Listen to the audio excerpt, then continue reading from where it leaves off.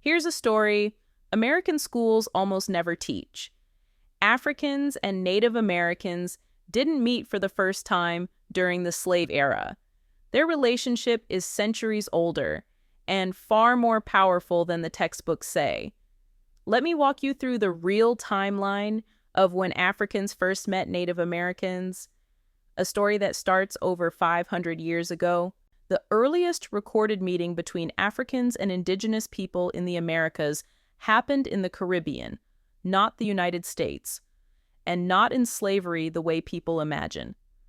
Around 1501, the Spanish brought African sailors, free Africans, and enslaved Africans on expeditions across the Caribbean. The moment they arrived, they encountered Taino and Arawak peoples of Puerto Rico, Dominican Republic, Haiti, Cuba, the Bahamas. That means Africans and Native Americans met decades before the English even arrived in North America. Now, let's talk about the first meeting on U.S. soil. In 1526, a Spanish colony brought enslaved Africans to what is now South Carolina. Something incredible happened. The Africans revolted, they escaped the colony, and they fled directly into nearby native nations. These Africans were taken in by indigenous communities, protected, and absorbed into their societies.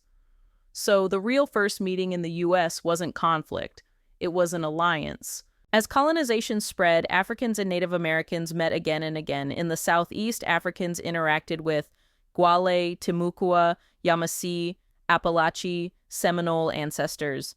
In the Caribbean, Africans and indigenous islanders built maroon communities, independent towns where Africans and natives lived together, fought together, and raised families beyond European control. In Mexico, Africans came with the Spanish as soldiers, sailors, and laborers.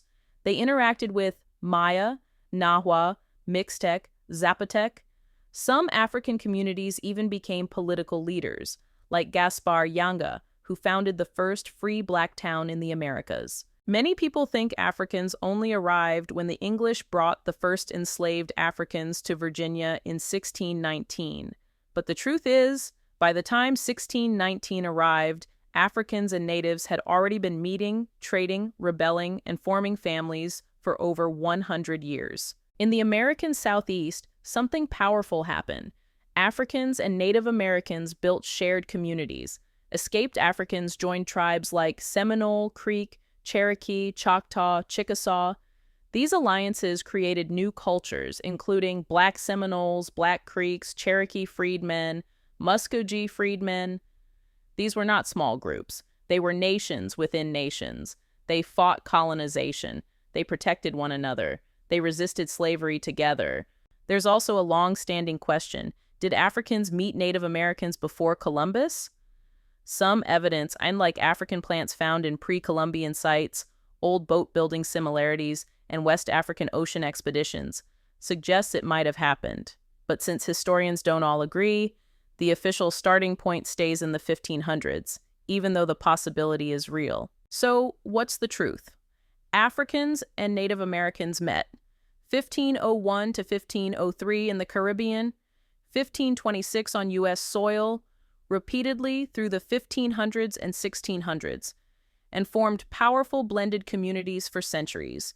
Their relationship wasn't a footnote, it was a foundation. It shaped the history of the entire hemisphere. I'm the Mad Historian. Stay curious, stay bold, and keep uncovering the stories they tried to bury.